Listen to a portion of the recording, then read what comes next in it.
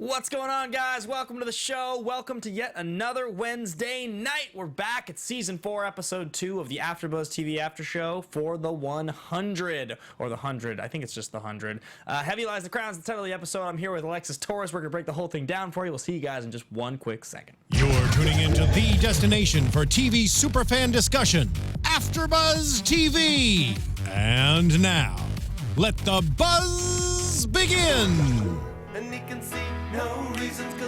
I love how this was just like the song for the I miss doing the show with you. I just talked about the title of the show as though I didn't actually know, and then realized while talking about it, it's the 100. Yeah. It's not the 100, right? You don't know either. I thought it was just the 100. Yeah. No? Now you're questioning yourself. I'm gonna say it's the 100. Period. I think it's the 100. I mean, Yeah. it's, that's always what I assumed. Welcome back, guys. We know what we're doing. Yay! This is the AFTERBUZZ TV After Show for the 100. Season 4, Episode 2, Heavy Lies the Crown. The whole idea of being, we're back, bitches. We actually are. We actually are back because the two of us are here. I'm sorry I missed last week and left you by your lonesome. You did so well, though. I did a solo. It was weird. It was weird to sit here and talk to. This is something I noticed. So the screen, for those of you listening or watching that may, last week have noticed this, the screen's up here. I'm pointing at the screen now. So because I was listening to people and having conversations, you were looking up. I was talking to the mic and kind of looking up at my eyes, and I just looked angry and bored a lot of the time because the way my eyes were looking up at the screen. Yeah. It's hard to understand if you're watching what the layout of the studio looks like from this perspective, but it's a lesson learned, folks. It's all good. I just did a solo show 2 hours ago, and I did the same thing. And everyone's like, "Are you sad?" And I was like, "No. I'm literally just paying attention to people who are talking up there. I'm sorry." And hello to anybody in the chat who's yeah, we have Renji, MJ, Marsha, and Marilyn. What's up, guys? How you doing? Yeah, and por amor al Porico. I hope I said that correctly. I'm so sorry if I ruined that. So, guys, this is AFTERBUZZ TV. We do after shows for all of the best shows on television, and this is Season 4 of the 100. This was my first after show I ever did here. I've said this on there before. Remember. It's my first day. Babyface. Tari J, who's now not doing this anymore with us because I think it's Arrow's at the same time. Mm-hmm. Yeah, so he has to do that one. He was the former third host. It's just the two of us this season, and let's get the whole thing. And if you guys want to follow along with the conversation, you can tweet along with us. You can follow me at Ben Bateman Media. And you can follow me at atorres890. That's ATORRES 890. And if you give us a rating or review in iTunes, it's really helpful to stay high in the standings for us because that's what keeps the lights on here. We don't get paid to do this. We just do this for fun. And we love the show. And yeah, they have to, keep the studio open. So if you give us a rating or review, it keeps us, high in the standings. That's kind of the deal. So the 100, Season 4, Episode 2. Bunch of stuff happening. The world's going to end pretty soon. This one opens up with a flashback moment with a kid named Ilian, who it's really graphic, and his mom's chained up, and he's like, "Hey, mom, take the chip." She's like, "No." So then he shows it looks like he's killed one sibling. Yeah, he killed his brother and he killed his father. Yeah, so he killed his father. Then he slits the throat of his brother, almost slits his own throat, and correct me if I'm wrong, but it looked like Allie was like, "Clark, don't," and then he wakes up, and so that's the moment in the City of Light. Yes. Right, so we're supposed to be back in that moment. So he's like a disenfranchised kid who was part of the City of Light movement. Yeah, and Jaha's cult. And then woke up. And then he woke up, and now he's like, I seek revenge on these people who are associated with Sky Crew. Yeah, because the mom said, "Avenge me," so he's like, I am out to do what my mom told me to do, and it's. I think the one thing, we'll get more into it as we recap more of the episode. I think the one thing since last episode and this one, since I didn't get to talk about it, was I love that we're getting more of the grounder language. It's not just a few words in here or maybe a few lines. We're actually getting long pieces of dialogue. Because even in the past seasons we have it, but it's not as prominent as it was where we have an entire scene, a full entire scene. I know that I'm probably not talking, I'm probably forgetting a few scenes from the past few seasons where we did do it, but I just feel like it was how we just started the episode, where it was continuous grounder language the entire time, and then we got to I think it was Kane and Abby was our first people. Yeah, there were moments in older seasons, but definitely I agree with you. The way this opened up, it's just you're supposed to just take it as this is what it is. This is, this is totally acceptable. I appreciate it. Yeah, I also mentioned last week, I asked on the show, because there was a reference to all the other clans, if we had actually heard by name a lot of the clans, and I looked on Wiki and I found the names, but the Trishana crew is not one I think we had heard about before. This is at least new for me. Yeah, I'm fairly certain this is brand new. So we had this ambassador from Trishana crew who shows up to Polis, and this is where we have a training Prince Rowan, who is and he's trained because he gets challenged by this ambassador. Yeah, which because of the fact that he's tired and he wants Sky Crew to finally like be kicked out, since obviously that's where we kind of left things off with Sky Crew being pretty much like, we're done with you. But Rowan's got this thing where he's like, I made this deal, so I got to give him the benefit of the doubt. And the ambassador's like, Sky Crew's the worst. I'm gonna kill you. And Rowan's like, I'm not really healthy enough to train, but I guess I'll train. But I think it's interesting that that he's completely just like, no, this is. I mean, obviously we know the ulterior motive of why he wants to not be the one, or to be the one that actually does the challenge instead of having, let's say, Echo do it, or Octavia, or whoever. Which in my brain I was like, well, if we want to keep Rowan alive, we should probably have somebody else do it. But I understand also there's pride. He is a king, and obviously because he's like, I'm buying you time. Find me another way. Find us another way for us to survive. Yeah, well, I mean, he's not that tough though, because like Lexa kicked his ass, and he didn't even have a hole in his chest. So, I know, and that's why I was like, you should just let literally anybody else. But I love that literally the only people I can think of that can fight for him is two badass women, which is Echo and Octavia. Which is this show. Which I'm totally fine. Like, you guys know that. I'm totally fine with that. We had the discussion last week on the show. Mackenzie, who actually called in last week. That was so much fun. Hi, Mackenzie. It was great. She was awesome. And I asked her point blank, does Zach McGowan now have the best set of abs on the show? Ha!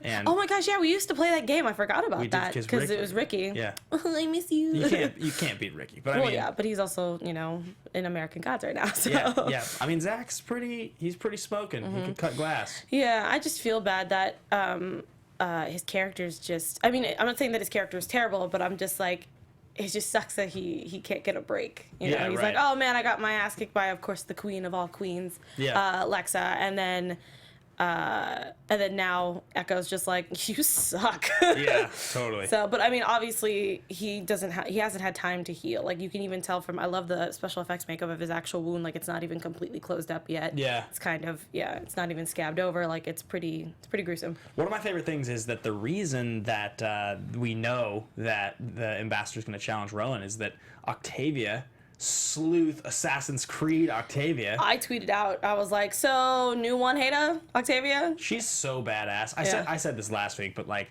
they just increasingly give her like all the best moments in the show. She just gets to be, basically her and Indra get to be, I mean, Indra not so much recently, but but yeah, like Octavia just gets to be such a badass. But I love it that the fact that we always talk about the fact that Octavia has grown in so much as a character, but I love that the fact that they're not giving her as drastic of a change like with Jasper. Like the fact that he obviously went through grief, so he was going through his grieving stage, and now he's kind of in that weird like, I'm just going to go with whatever now because we're going to die anyway kind of thing, which is that weird grieving stage of acceptance, but also also in denial. It's like that weird thin line, which everybody goes through when you lose somebody or lose a lot of people and see a lot of death. So it's nice that she's not this, she's just like, this is literally her continuing arc. She's just kind of at the tip now. And then something might happen after the fact that we lost Lincoln. Right. So yeah, she's just like pretty angry, and she's intent on revenge, and she doesn't really seem to want to take crap from anybody, and she shouldn't. And I love the way that she just was like, you know what, like this is a silly arrangement, and I know I can kill this guy, so I'm just gonna do it. I'm gonna go in there and warn him, and I'm just gonna take care of business. But did you get the feeling a little bit from the look at the end there? It's not gonna go well for her.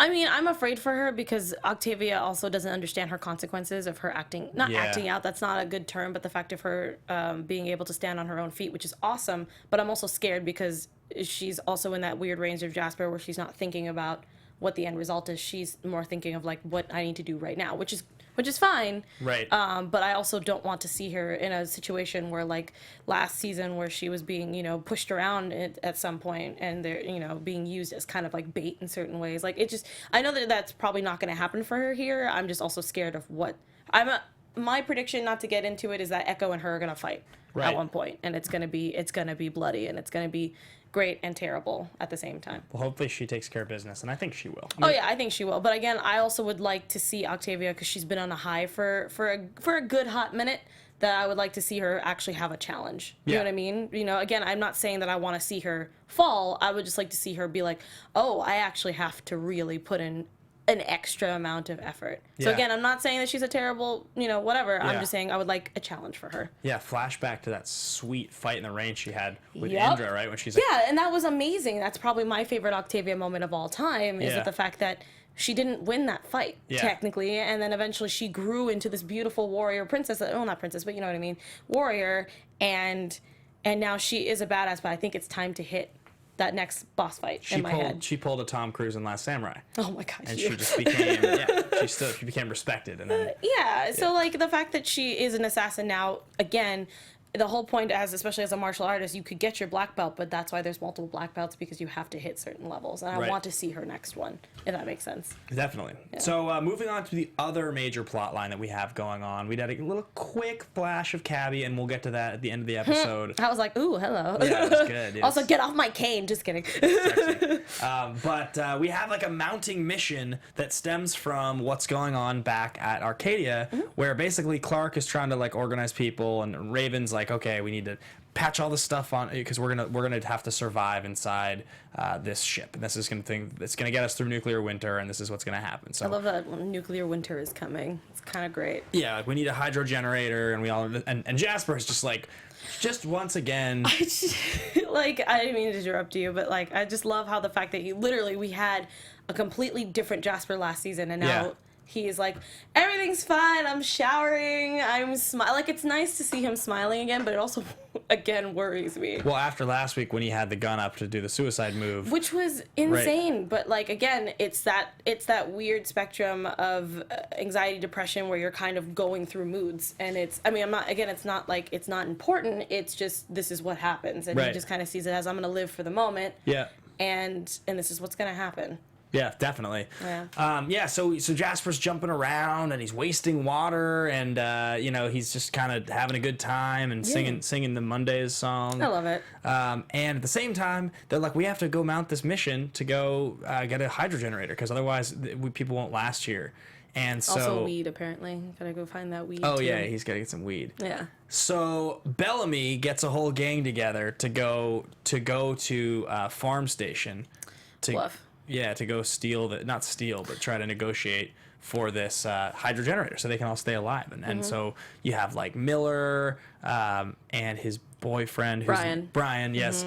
And Brian's like, I'm gonna go anyway, even though my leg's bum. But it's interesting because the fact that in the past few seasons we either A, saw them separate, or then B, we did see them together. They're very lovey-dovey, and we're happy that they were finally together. And then obviously after his injury, or what happened, now you can kind of see that there is a lot of tension in between, even though we didn't get a lot of maybe seeing them as he was healing. But it looks like there's definitely some tension between them, and I think it just got worse.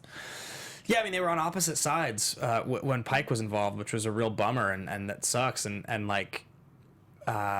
it's a good television representation of what happens in real life when you obviously have a really inflammatory political situation playing out in front of us in our country right now. A lot of people on both sides of it that are not happy, and there are couples that like were on either side of that. There had to have been. Oh yeah, and there was like there's definitely like videos and articles and stuff of people who were in like mixed relationships and stuff like that, where there's that whole thing. And then like I know that like my fiance and we have the same political views, but our families have different political views. Yeah. So like that's a whole can of worms I don't want to get into. Right. But yeah, so it happens. So the line is drawn, and it causes friction, and you see with these characters. And so obviously there's this kind of dichotomy where one half of these characters believes in sort of like vengeance and protecting the people closest to you, and the other half is just like the greater good.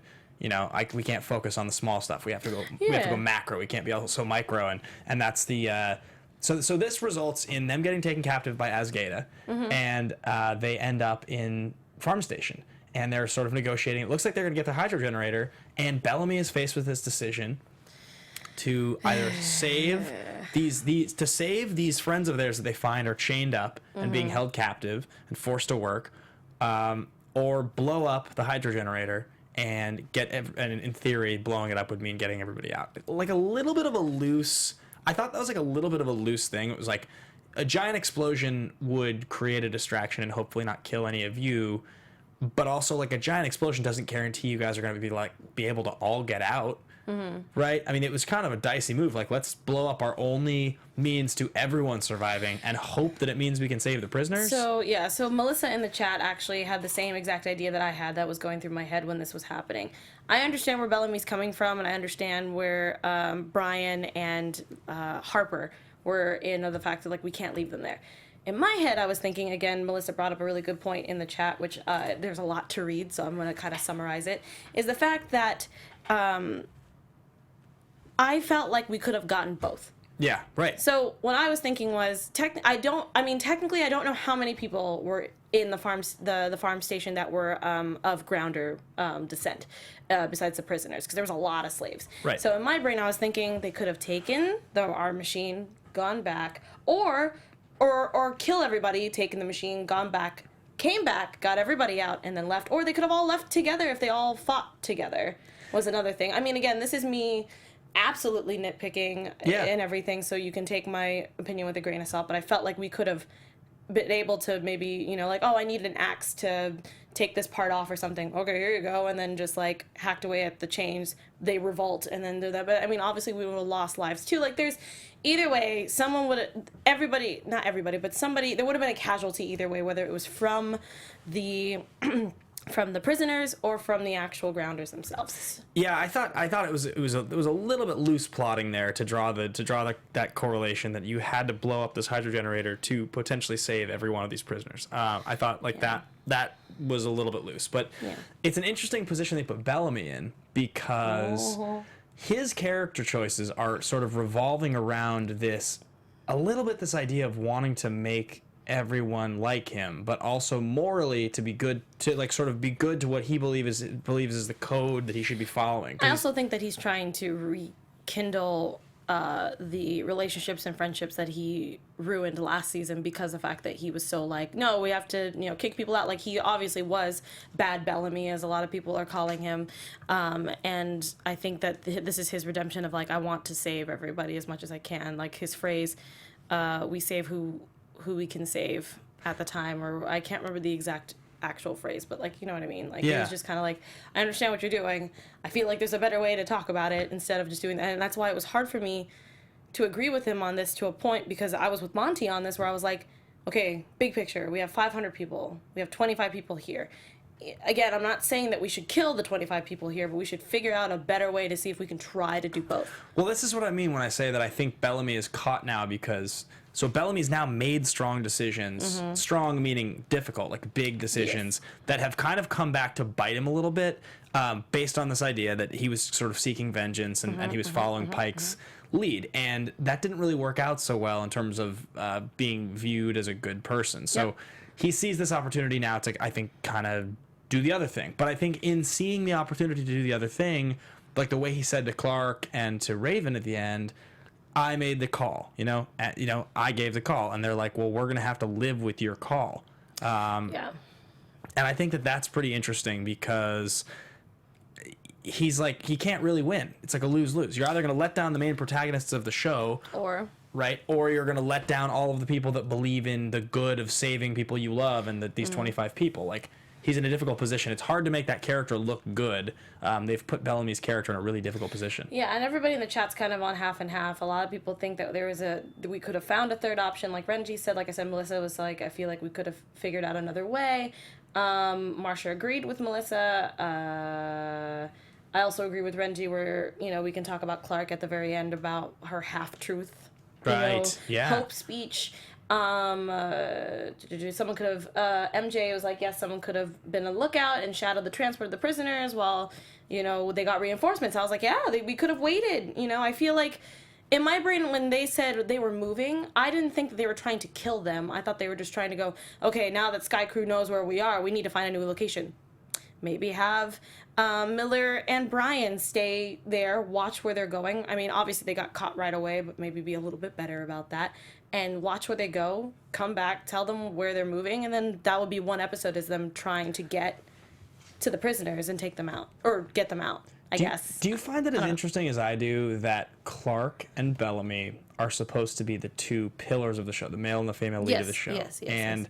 Clark seems to consistently be making these decisions that people kind of resent her for, and they kind of think that she's the commander of death and all these things. But she's the lead. It's like her decision making tends to be what, like, in some way saves the day over and over again. Like, even if it's like not like in the most obvious way, you know, killing the City of Light causes a nuclear winter. Like, it's not like it's a perfect save, but Clark sort of constantly seems to be doing that.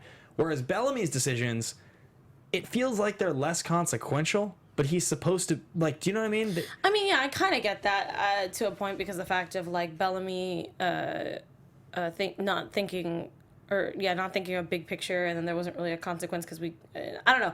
Yeah, like, I feel like sometimes he comes unscathed on certain things, and there's sometimes where I'm like, oh, wow, you really messed it up for everybody. So I feel like I don't know, it's like a back and forth sometimes. They put him in a weird position, I think, in this show. Oh, I was so upset when they were like, Bellamy, it's up to you. And I was like, of course it's up to Bellamy. Dang it. It just feels like over and over again they put him in a position where it's like, Clark gets to be a martyr when she makes a bad decision. Bellamy gets to be like an asshole, basically. I know, and it's rough because we also had a lot, like how Jasper is, and now the fact that he's like, oh, what did Clark do now, or what's Clark deciding now, kind of thing. So, like, we do have a few people who, we did have a good majority of people who did not like Clark for a while because of her decisions, and then now it's like, oh, Clark's back in command. It feels like she's never really out of command the entire time, and then when Bellamy is in command, they're like, no, how dare you, or something like that. And so I don't know, I feel like it's a lot of tossing back and forth. Yeah, definitely. Yeah. And then you had Monty, who gets the opportunity to kill the dude that killed his dad, and he ends up just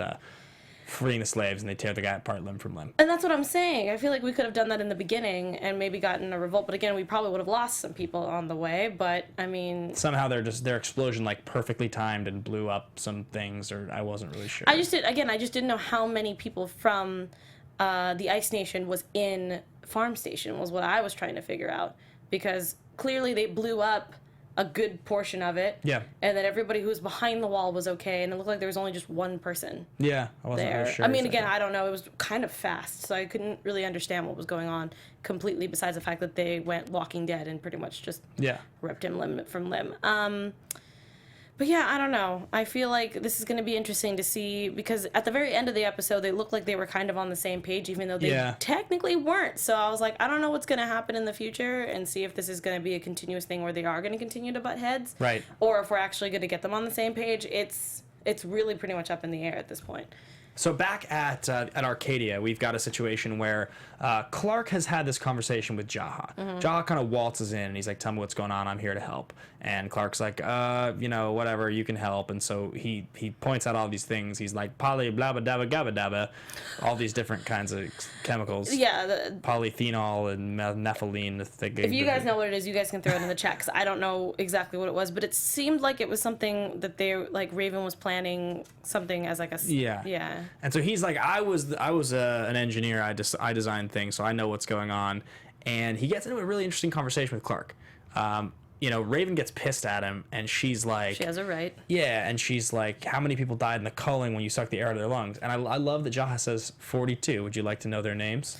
That's the crazy thing is, from Jaha's, the character itself, because Isaiah Washington's amazing, but, like, Jaha itself has gone in such a crazy way, because we had Chancellor Jaha, then we had Crazy Jaha. Don't forget Trapped on the Ship. That's what I'm saying, like rides crazy. A rocket to Earth Jaha. Like insane, not in his right mind Jaha. And then immediately when he makes it to Earth, he's like immediately put into a cult, and now he's here. Oh yes, no, he's had like such a crazy story. He had to like fight with Kane. Yep. When we first meet Lexa. I still can't forget that, yeah. In that prison, and then he gets out, and he's like, I'm going to find the City of Light, John. Yeah, and I was like, okay. And then all of a sudden he found the City of Light, and then all of a sudden he's like, let's, communion for you. You get a chip. Everybody, he becomes the Oprah of chips. And I was like, Jaha has been through so much, but the fact that he could still stay stone cold face, look you in the eye and go, 42. Do you need anything else? And I'm like, I was shocked. Isaiah Washington, why? I was shocked I'm just shocked he's still alive. But I love that. I like his shorter hair. I like his. Oh, he looks great. He looks like he pretty much looks like an assassin now, but he also looks like one of those enlightened assassins where he's just like, yeah, I've seen terrible things and Yeah. I'm here, deal with it. And I'm like, what is happening? You're like a robot. Yeah. I like Isaiah Washington. So back we have this conversation that he has with Clark where he's just kind of like, so look, when you start out as Chancellor, you don't want to make these tough decisions. You know, the decisions you make whittle you down. No leader starts out wanting to lie to and manipulate, his people, but these are the decisions you have to make. And we see this reflected really well at the end of the episode when Clark's like, well, I'm just gonna lie to everyone and tell them it's gonna be okay, so they'll work because otherwise they're not gonna listen to me. And I give you my word, she says. Every time when Clark starts doing that, I'm always like, girl, I feel like we're going to get into some trouble with you telling people that was your word and it really wasn't. Sometimes hope is more important than truth, she says. I mean, but that's the thing is that, who said that in there? Adam quoted Spock in the chat where he said people are illogical and, sometimes it depends. So I love the conversation that we're having in the chat of like a leader sometimes has to paint a different picture in order to get the people to, do that, because obviously if you tell people the truth, sometimes panic ensues and then things can actually become worse. Right. And then there's obviously the other side where it's like, no, maybe they might actually understand and maybe be able to help you a little bit better.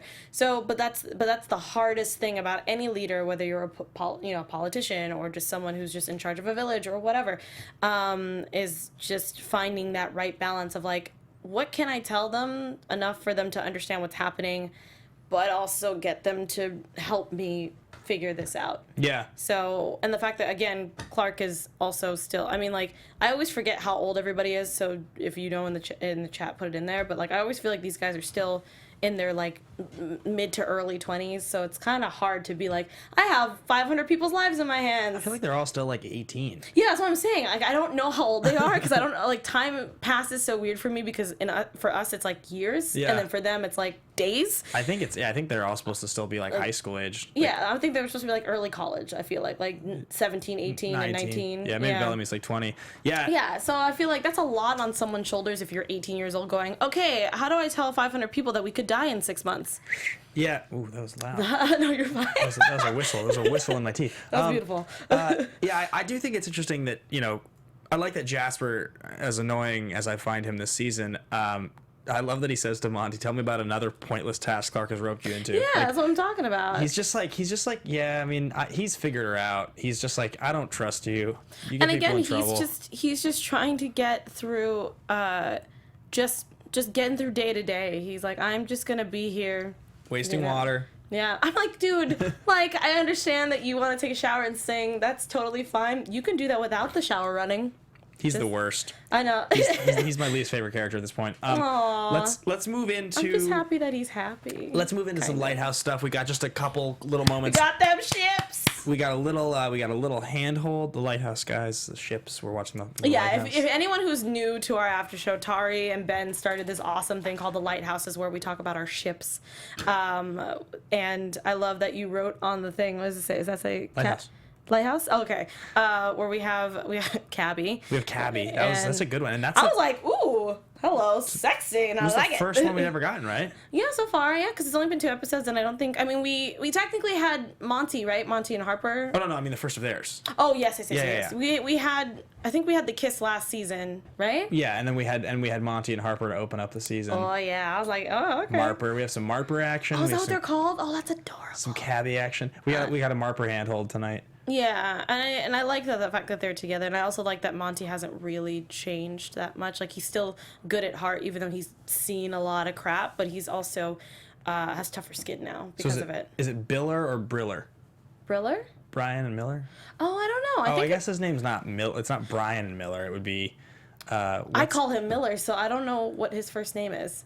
His first is it Nathan? No, I have it written down. Nate. Nate. So. Oh, that's Nine, weird. Brait. Brait, maybe. I don't know. I still call him Miller, so I'm fine with Briller. I don't know if I've got. I don't really ship. Come at me, Tumblr. I don't really have a ship that I'm like with those two, but I do ship Marper. I like them a lot. Yeah, they're adorable. I also like the fact that, remember when we were like, oh man, what's going on with this Harper chick, and now she's like in it. Big time. I love it. It makes me so happy. But no, I love that we're getting a very. I love the discussion between Kane and Abby about her wedding ring. Or his wedding ring, I'm sorry, of her first husband, Clark's dad, and the fact that he was so understanding. He's like, hey, he's always going to be a part of it. Yeah, and I was like, oh, this is why I love you, Kane, and I'm also kind of really upset that you have a ship now, but it's okay. Yeah, you love him. Because I love him so much. I love that he kept the scrub. The beard, yeah, the beard's an important so part. Nice, guys. Kane. But yeah, I love that he's, again, the fact that he's still a leader and understands everything, but he also can have that soft side of like, hey, I totally understand. Even though we're in love and we're having a good time, we're also, I don't want to take that part out of your story. I'm seeing Briller up here. Okay, yay! Oh, Nathaniel Miller. Yeah, that'd be kind of weird, Nathaniel and Brian. Yeah.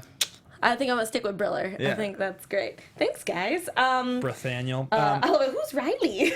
So that's pretty much it for the ships. We didn't get a whole lot of craziness. I'm still waiting for anything to ever happen with Raven on this show that's not just ripped away or just turns out to just be the worst. I think we need to give her time. I think that they're just trying to establish that she's really stressed out because she has a lot of work ahead of her, and she's also still dealing with her leg, which is going to be a part of her character forever now. And she's also a super hacker now. So I love that she can just like, put that on the job apps for like the next skill. She can read the Matrix.